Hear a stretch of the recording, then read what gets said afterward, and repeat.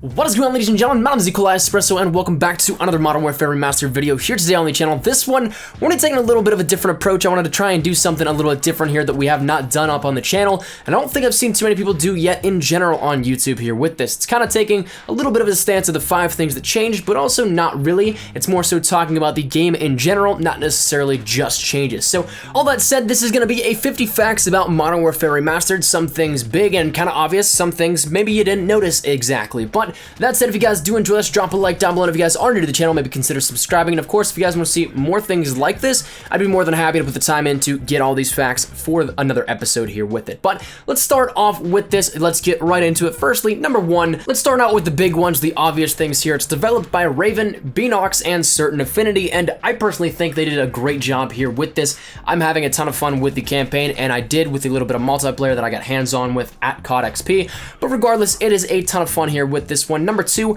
it's acquired from the Legacy and Legacy Pro editions of Infinite Warfare. These are the only ways that you can get this. As of right now, there is no set way on buying it standalone with this. It is something a lot of people want to see that, but right now, the only way you can get it is the Legacy and Legacy Pro editions of Infinite Warfare. A huge thing here with this as well is that it's not just a simple copy and paste job. A lot of things went into this here with Raven and their side of this. There were many sequences that were mocapped again or motion captured again, where actors went back into the situations and actually got the capture sequences done and basically redid some sequences in the campaign to make it more interactable with the world and make it more realistic. Additionally, a bunch of different features were added in on top of this, which we'll talk about here later on in this, but it is definitely a nice little thing here with this. The 4th fact is the campaign is just as gripping and just as fun to play. I've played through it 2 or 3 times already here with this, and I've played the campaign multiple times back on Xbox 360 from the 2007 version. Number 5, it's great to note that Raven is paying great attention to detail with the remastered version here with this.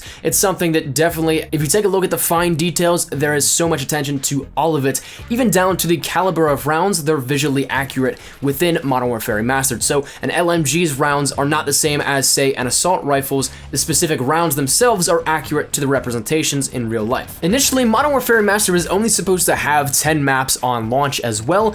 That was actually going to be 10 maps ever. We didn't have any indication as to getting any more here with this, but recently, as of COD XP, we did get information that the last 6 remaining maps are coming sometime before December 31st of this year. So we do have the full game in its entirety remastered here with this, save for DLC. So on top of them bringing back everything and bringing it up to speed, there are several subtle changes that have been made, which if you guys have not seen it already, we cover a lot of this here within it, up on the channel within the 5 things that changed series, which there'll be a little bit of an icon that you can click on screen right now to check that out if you want to. But even though there are changes, multiplayer is incredibly accurate. And then on top of that, going a little bit in depth now into some of the multiplayer stuff, there are 20 prestiges and theoretically 1,000 levels to come with this. It has been confirmed that weapon attachment challenges are different than those of camo challenges, as the camo challenges do not reset with prestiges. However, if you prestige and you have, say, every single attachment for a single weapon, if you prestige, you will lose those and have to then re-unlock them. The first 10 prestiges are confirmed to be those of the original icons within Modern Warfare, but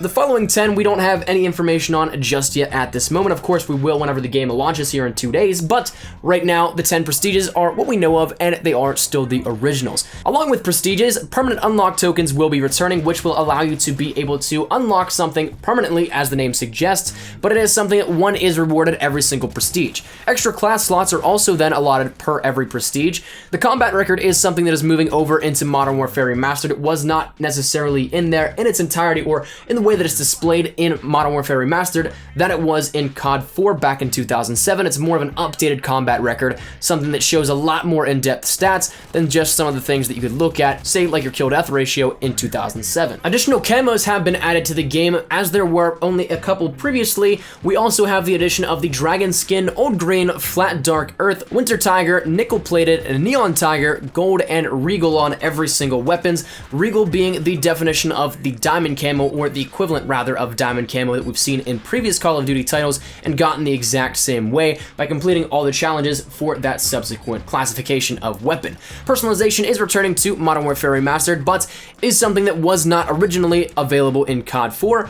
Private matches will contain all create a class items, which is something that is interesting, and a lot of people also have expressed concerns about camos over, so I guess you can take it how you will here with this. Another fact is that private matches will allow bots within Modern Warfare Remastered. Strafe jumping is returning in Modern Warfare Remastered, and Raven fantastically listens to the community with a bunch of different things. Whether it be changes from weapon icons and things like that, it is something that they listen to the community, they hear what they're saying, and they do their best to accommodate the game for everybody, or the majority of players, so that they can please the majority here with it. So it's definitely very nice and very refreshing to see active communication with the developer in this game to be able to bring our fan favorite back to life in such a grand scale. Number 21 is going to deal with the weapon sounds. That was something that a lot of people didn't really like how some of them were changed. They've been reverted back to the original. The majority of them have. There might still be a few stray ones that have not been reverted back yet, but the majority of them have in fact been changed up. Metal sounds have additionally been updated as well. That was something that from the COD XP build some people were a little bit on the fence about. Domination capture sounds have been updated. Death icons for headshots and melees have been reverted back to the originals.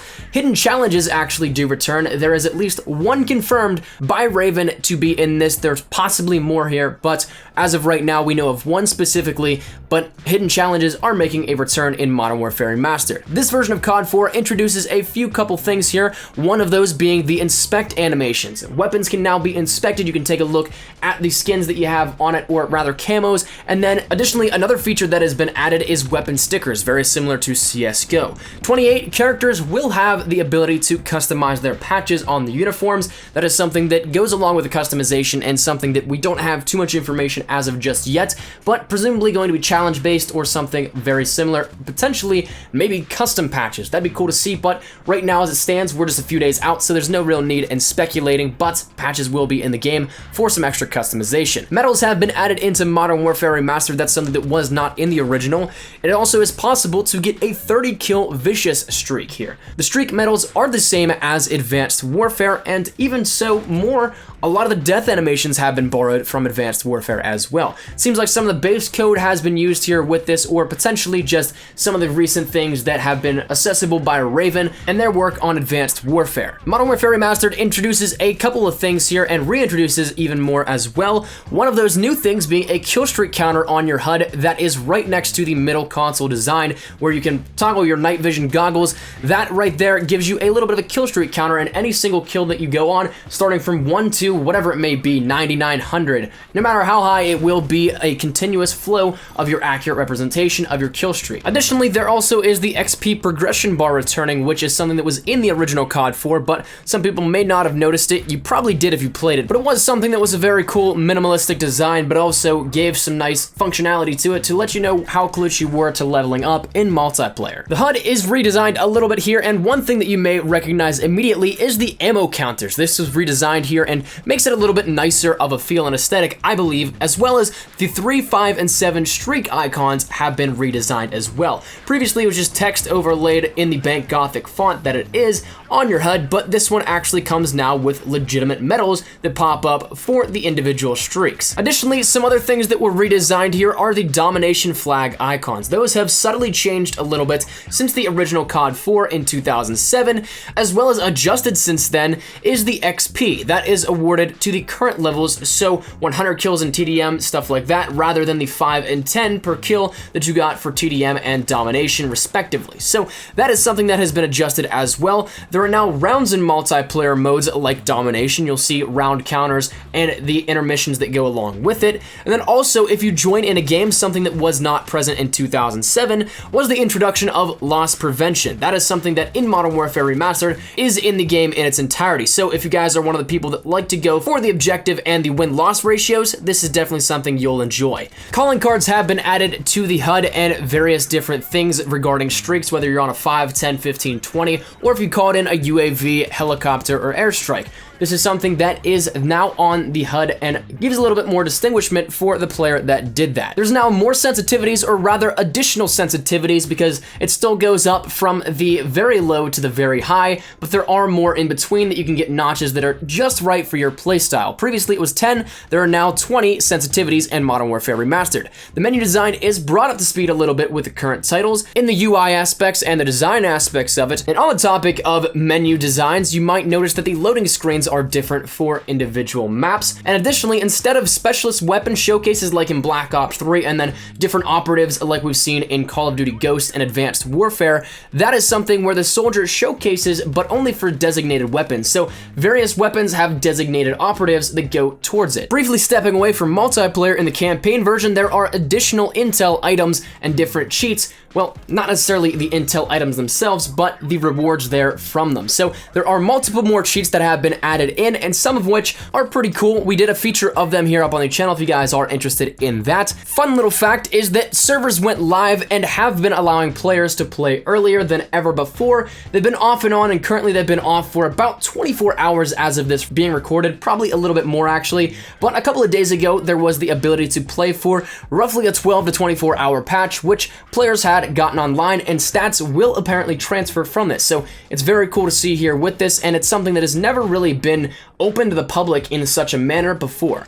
Perks like eavesdrop might hold very little significance in the game via the decreased stress on game chat, and it's something that players don't necessarily play around too much in game chat, and there's not really a reliance on hearing game chat since not as many people use it. Once again, somewhat stepping away from multiplayer here, there was an additional objective added into One Shot, One Kill, the mission where you were tasked to take out Zakhaev, and in that mission you have the ability to take out as well Vladimir Makarov and alter the future. This is something that you then negate the effects of Modern Warfare 2 and Modern Warfare 3 stemming from Modern Warfare, and you kind of save the universe from its future demise, if you want to put it that way. So it doesn't really change anything, obviously, in the universe of Modern Warfare, but it is a fun little Easter egg that Raven added in, just for good measure. Now, the 50th and final fact here with this video is the fact that gold camo is not available on just specific weapons like it was in 2007. Gold camo is available on all weapons now within Modern Warfare Remastered. This is something that gold will be that headshot challenge, or that final challenge for a single weapon, but then there is Regal above it, so it is something that adds a little bit more of the bringing it up to speed scale type of thing, but also brings in the fan favorite gold that everybody loved from COD 4. But that has been 50 facts. Hopefully you guys did enjoy here with this one. Once again, this was a ton of fun. I just wanted to change something up, give it a little fresh new perspective with this, and hopefully you guys did enjoy. Leave your thoughts down there in the comment section down below. Do you want to see more facts videos like this here? I definitely had a ton of fun with it, so if you guys do, I will gladly hop on board here and make some more. So thank you guys so much for watching. Drop a like down below if you guys did enjoy. We are so close to Modern Warfare Remastered and Infinite Warfare, so stick it right here on the channel. We got a lot of cool stuff coming. Make sure you subscribe so you don't miss a beat here, and I will see you guys later. My name is MWR. So thank you guys so much for watching. Take care and peace.